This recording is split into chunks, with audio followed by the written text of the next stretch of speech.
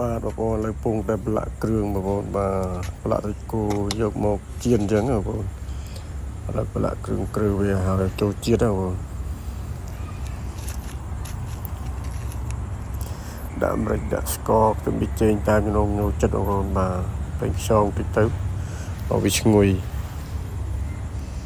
បាទខ្ទឹមសតែយើងវាច់វាចូលជាតិហ្នឹងបងវាច់វាចូលជាតិ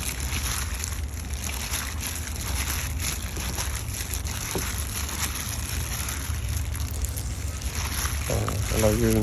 វាច់វាចូលជាតិឲ្យចូលជាតិនឹងសាច់បងប្អូន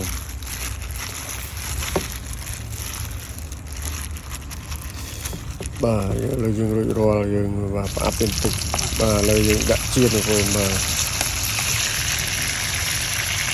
ហើយយើងប្រើត្រឡប់ទៅនឹងហើយបាទកុំឲ្យវាឆ្អិនជើទឹកគោដល់ល្មមបងប្អូនបាទទឹកទៅក្រហមអស់